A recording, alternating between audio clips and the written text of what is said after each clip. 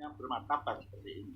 Sehingga saya memulai pikiran saya baik dalam buku PIH, buku teori hukum, nanti buku PHI yang segera kita launching terbit. Ini memulai bahwa hukum itu dibagi dua periode. Yang pertama periode sebelum ada negara, yaitu di yuridisi Taman Eden. Di situ mulai dikenalkan yang namanya hukum sampai sekarang. Kemudian di yuridiksi Gunung Sinai, dunia tertulis, dikenalkan yang namanya hukum. Dan setelah ada negara, apa yang menjadi jenis hukum tetap sama, yaitu lisan dan tertulis.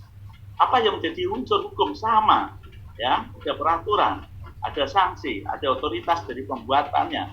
Dan disitulah saya berpikir bahwa hukum mula-mula ini harus kita kenalkan, ya, kita letakkan dalam pijakan dalam membangun suatu hukum maupun sistem hukum ke depan. Nah, setelah ada negara, kita bicara tentang hukum, yaitu yang membuat hukum adalah negara, termasuk adanya pilkada. Yang membuat hukum adalah konstitusi, yaitu founding fathers kita membuat undang-undang dasar, kemudian ditindaklanjuti undang-undang tentang pilkada maupun pemilu.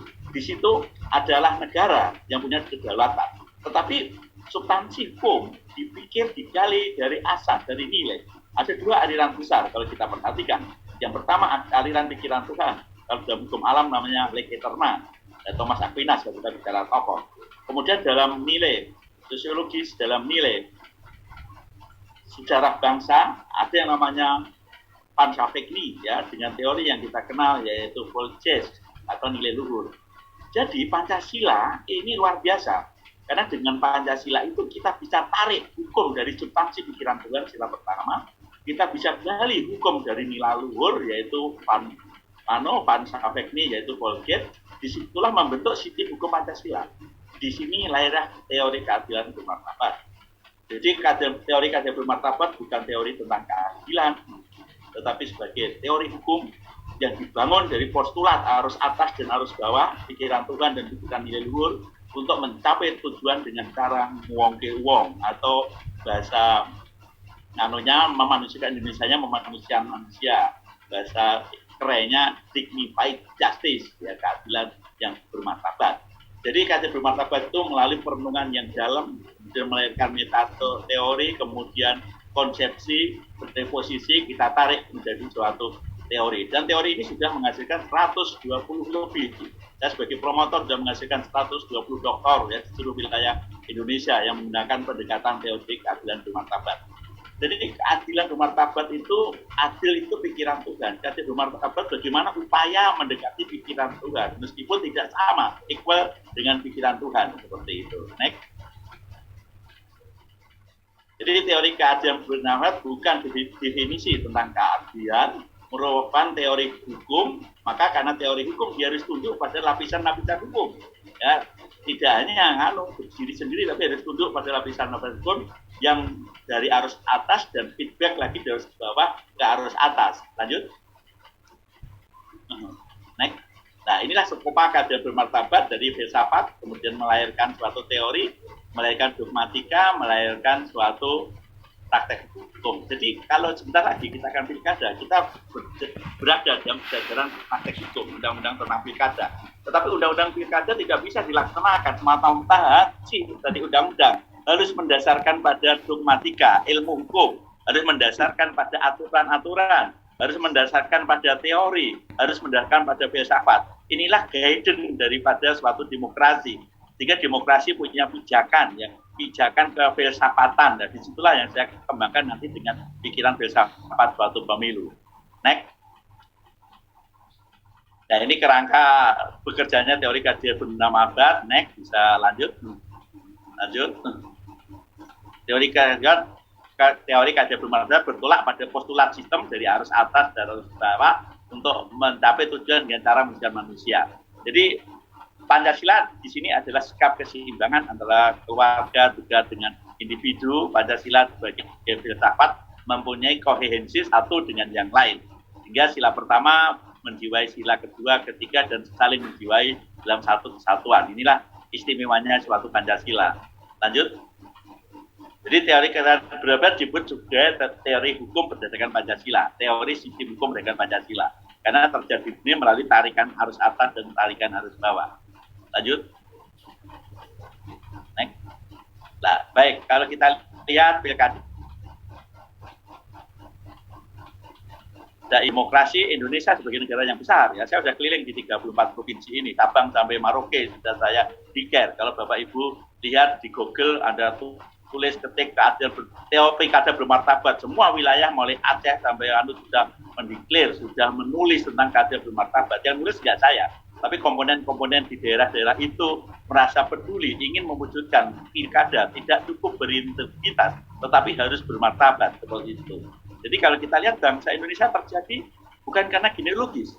Bangsa Indonesia terjadi karena komitmen, rasa plural tapi ika, rasa beda tapi ingin jadi satu, jamak tapi menjadi satu, satu nusa, satu bangsa, satu bahasa, tanah air satu, tanah Indonesia. Inilah embrio dari terbentuknya bangsa Indonesia.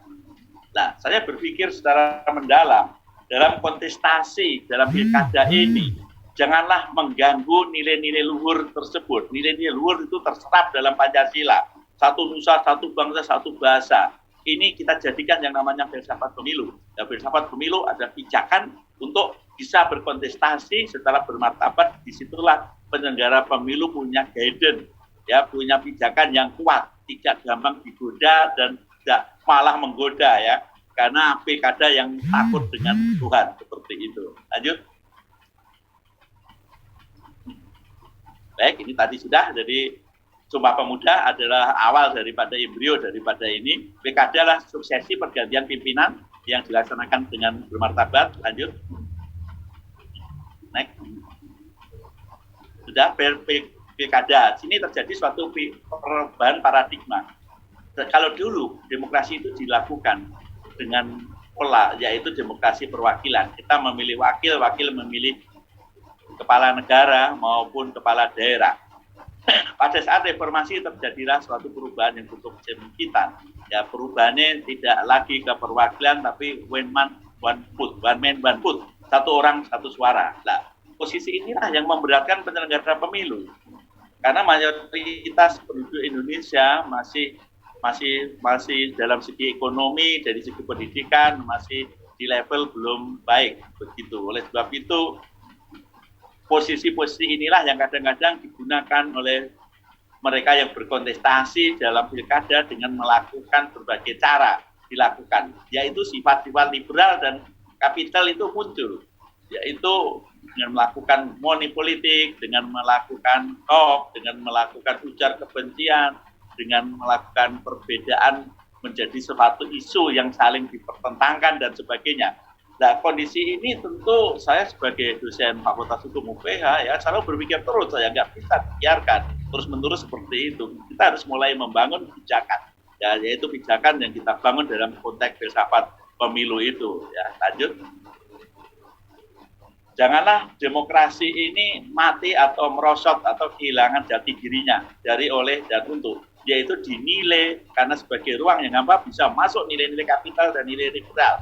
Akibatnya demokrasi itu suatu hal yang sangat mahal, suatu hal yang menghalalkan berbagai cara dilakukan, baik mutasi, rotasi, mereka yang punya kewenangan, baik menggunakan dana bansos untuk kepentingan-kepentingan politik, baik melakukan tipu daya, berbagai cara dilakukan, baik dengan kasar, dengan soft, baik dengan money politik, dengan mengancam, dengan mengadu isu sara, dan sebagainya. Nah, pola-pola seperti inilah yang menjadi concern saya. Saya dipercaya di tingkat nasional, saya punya pikiran bahwa kita harus mulai berpikir bagaimana bangsa yang plural ini tetap ika, bangsa yang majemuk ini tetap satu. Ini adalah campur tangan Tuhan, tidak hanya kekuatan manusia. Disitulah kita letakkan bahwa pilkada itu tidak hanya berkontestasi untuk memenangkan suatu kontestasi supaya suaranya lebih dari separuh, lebih satu, dan seterusnya, tetapi harus mendasarkan pada nilai-nilai luhur suatu bangsa. Sebab itu dari situ kita harapkan dengan pilkada ini jangan mengganggu, menggoyangkan sendi-sendi persatuan bangsa, tetapi malah memperkuat suatu bangsa. Ya, saya sudah mengunjungi kemarin di Bengkulu Utara, sana satu suara, satu pasangan calon, sehingga banyak kampanye mengkampanyekan lawan kotak kosong. Ya, bahkan ada tentara, ada orang yang pakai atribut TNI, tapi itu ya, mengampasikan pilihlah kotak kosong. Ya, berbagai manuver itu memang dilakukan. Saya mengunjungi Bengkulu Utara 4 hari, saya tinggal di sana. Saya melihat sendiri bagaimana berjalannya proses pendaftaran sampai kampanye di Bengkulu ya, di seluruh provinsi Bengkulu sudah saya kunjungi di situ. Disitulah kita harapkan dengan pilkada ini meskipun kontestasi tapi punya pijakan. Pijakannya ada nilai luhur suatu bangsa yang saya kenal dengan namanya filsafat pemilu. Lanjut. Next. Nah, di era pandemi inilah kita harus hati-hati karena ini para pilkada yang paling sulit menurut saya ya, paling sulit, belum pernah terjadi lagi. Oleh sebab itu dalam era pandemi ini protokol COVID harus dipegang teguh ya. Saya sudah kunjungi di 34 titik itu. Entah zona hitam, zona merah, zona hijau, kita ada di tengah-tengah itu. Tetapi kita harus hati-hati, kita pastikan bahwa pilkada di semua wilayah 270 provinsi, kota, dan kabupaten ini bisa berjalan dengan baik, bisa terwujudnya suatu pilkada yang bermartabat. Maka regulasi protokol COVID itu betul-betul kita harus jaga. Sekarang tinggal 1 bulan lagi, ya tidak lama lagi kita melaksanakan pesta demokrasi. Janganlah pesta demokrasi ini kita maknai, kita harus hura-hura. Ini situasi COVID, kita harus pastikan teratur. Keteraturan itulah yang kita harapkan bisa berjalan dengan baik. Lanjut. Nah, lanjut lagi. Next. Nah, inilah prinsip yang harus dipegang oleh penyelenggara pemilu, yaitu ada prinsip profesional dan prinsip integritas. Jadi penyelenggara pemilu jangan sampai tergoda dengan berbagai godaan, ya, karena saya percaya sebagai penyelenggara pemilu ternyata saudara mesti mengalami berbagai cobaan atau berbagai godaan. Kayak pemain tinju itu kadang-kadang main dengan tangan kiri, pukul nggak jatuh, tangan kanan dia nggak jatuh, kiri kanan nggak jatuh, kakinya nendang juga, dia tangannya jatuh juga karena nakal pakai kaki. Coba lihat para bunda dulu waktu masukkan bola itu sudah masuk, tapi tangan kanannya mukul juga, dia cepat, supaya lebih cepat masuknya. Katanya tangan Tuhan seperti itu. Pilkada seperti itu, diajar kanan kiri dan ditendang kanan kiri. Sebagai penyelenggara pemilu, saya pesan untuk seluruh penyelenggara pemilu yang ada di seluruh wilayah Indonesia, Anda harus pegang suatu prinsip yang saya kemukakan tadi, yaitu pijakan, nilai-nilai luhur suatu bangsa yang kita kenal dalam dapat ke pemilu. Lanjut. Nah, bagi masyarakat timbul hak pilih ya, gunakanlah hak pilih ini karena merupakan salah satu bentuk tanggung jawab kita kepada kepedulian kehidupan berbangsa dan khususnya di dalam suksesi kepala daerah. Kita datang ke TPS, pastikan dalam posisi aman, akan dipandu oleh petugas protokol supaya bisa melaksanakan haknya dengan baik. Lanjut. Next. Nah, di sini yang bagi saya core daripada DKPP tidak hanya selesai tugasnya. Sebelum itu coba depannya lagi tadi, perlu pijakan filsafat dalam mewujudkan pilkada. Ini yang bagi saya kemukakan waktu kita diundang di Dirjen Bantanas untuk Bapak Presiden, saya sampaikan bahwa untuk berkontestasi ini, ya pekerjaan yang harus kita lakukan sebagai itu memberikan pijakan, membangun suatu pijakan. Untuk di atas pijakan itulah kita dirikan suatu kefilsafatan sebagai dasar filsafat untuk terciptanya pemilu atau pilkada yang bermartabat. Kalau kita lihat di negara sebelah ada gedung Tritunas sampai 89 lantai, dia bisa berdiri kokoh karena dia mempunyai suatu akar pijakan yang kuat. Mungkin digoyang-goyang dia tidak roboh seketika, tetapi dia karena akarnya kuat. Nah, akar inilah dalam konteks saya sebagai embrio dari filsafat supaya para penyelenggara pemilu ini bisa melaksanakan tugasnya dengan baik. Nah, ini membangun ini tidak mengenal waktu. Nah, meskipun saya sudah di luaran, tidak di anggota DKPP, tetapi saya sebagai dosen UPH, saya concern terus membangun suatu demokrasi ini. Ya bisa kita bangun dari luar. Tetapi kalau hanya laporan kinerja di KPPRI selama 5 tahun, tempel itu sudah selesai lah. Sudah lewat waktu sudah selesai itu, tinggal data dokumen. Nah, saya sebagai dosen UPH selalu berpikir bagaimana kita membangun suatu pijakan demokrasi yang dipakai tetap memperkokoh NKRI. Ya, disitulah filsafat pemilu yang saya perkenalkan dalam konteks membangun suatu demokrasi. Terakhir, penutup. Baik, dalam hal ini saya berpesan dalam penyelenggara pemilu, ya baik sampai di level yang bawah, ad hoc, saya berpesan pada saudara-saudaraku, kemarin juga saya satu kabupaten saya kumpulkan sampaikan di sini, ya saya bintek bagaimana saudara berpegang pada prinsip-prinsip dalam penyelenggaraan pemilu, yaitu kemandirian, ketidakpercayaan, transparan, dan terbuka. Ya, dengan demikian, dengan keadilan bermartabat ini, pemilu harus bekerja secara simultan, bersinergi untuk mewujudkan pilkada yang bermartabat. Saya kira demikian yang saudara moderator. Salam hormat dari Kota Yogyakarta pada saudara-saudaraku pembicara dan peserta webinar yang berbahagia ini. Terima kasih. Baik, terima kasih Prof. Teguh. Ini tepat sekali 20 menit.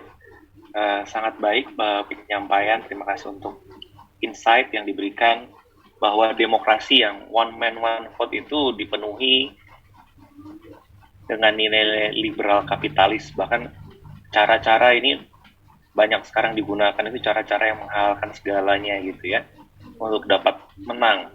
Nah, bagaimana supaya di dalam kepemiluan kita atau pilkada itu memiliki pijakan filsafat, yaitu keadilan bermartabat, agar supaya penyelenggara ini memiliki etika gitu ya. Baik, terima kasih sekali Prof. Ini tujuannya teori keadilan bermartabat, bagaimana wong ke wong, atau kalau Pak Petri itu mungkin Sito Tumoto gitu. Ya, versi Sito Tumoto. Baik, terima kasih Prof. Teguh. Untuk giliran kedua, pembicara, narasumber, diberikan waktu 20 menit yang sama kepada Prof. Siti Sutro. Silakan Prof. Ya, terima kasih banyak. Bismillahirrahmanirrahim. Assalamualaikum warahmatullahi wabarakatuh. Selamat siang. Salam sejahtera bagi kita. Salam luar biasa ini. Yang saya hormati, yang tentu saya banggakan ini Profesor Teguh Prasetyo. Saya sangat menikmati ini. Itu tadi tausiah tadi itu, bukan presentasi, itu tausiah. Ya. Terima kasih Prof. Terima kasih. Baru kali ini saya panel mendengarkan